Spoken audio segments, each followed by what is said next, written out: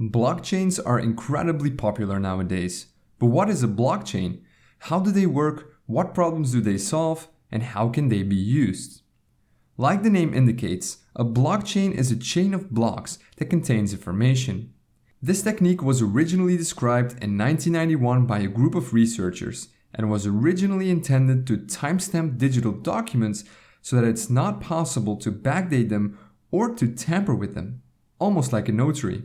However, it went by mostly unused until it was adapted by Satoshi Nakamoto in 2009 to create the digital cryptocurrency Bitcoin.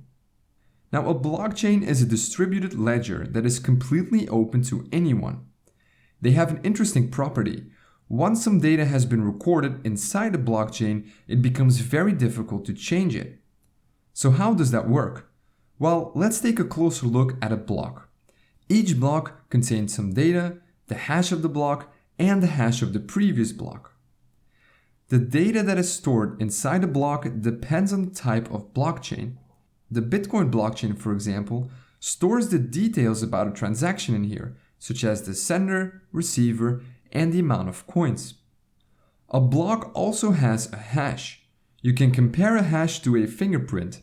It identifies a block and all of its contents, and it's always unique, just as a fingerprint. Once a block is created, its hash is being calculated. Changing something inside the block will cause the hash to change. So in other words, hashes are very useful when you want to detect changes to blocks. If the fingerprint of a block changes, it no longer is the same block. The third element inside each block is the hash of the previous block. And this effectively creates a chain of blocks, and it's this technique that makes a blockchain so secure. Let's take an example. Here we have a chain of 3 blocks. As you can see, each block has a hash and the hash of the previous block. So block number 3 points to block number 2, and number 2 points to number 1. Now the first block is a bit special. It cannot point to previous blocks because, well, it's the first one. We call this block the genesis block. Now, let's say that you tamper with the second block. This causes the hash of the block to change as well. In turn, that will make block 3 and all following blocks invalid because they no longer store a valid hash of the previous block. So changing a single block will make all following blocks invalid. But using hashes is not enough to prevent tampering. Computers these days are very fast and can calculate hundreds of thousands of hashes per second. You could effectively tamper with a block and recalculate all the hashes of other blocks to make your blockchain valid again.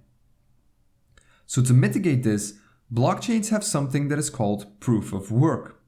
It's a mechanism that slows down the creation of new blocks.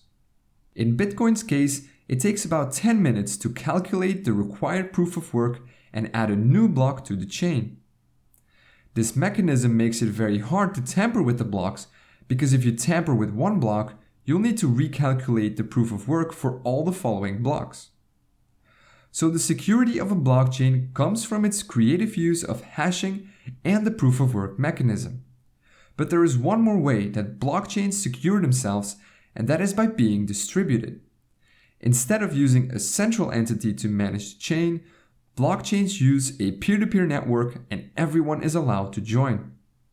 When someone joins this network, he gets a full copy of the blockchain. The node can use this to verify that everything is still in order. Now, let's see what happens when someone creates a new block. That block is sent to everyone on the network.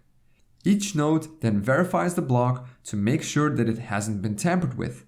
And if everything checks out, each node adds this block to their own blockchain. All the nodes in this network create consensus.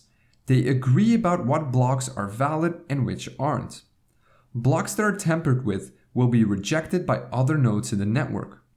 So to successfully tamper with a blockchain, you'll need to tamper with all the blocks on the chain, redo the proof of work for each block, and take control of more than 50% of the peer-to-peer network.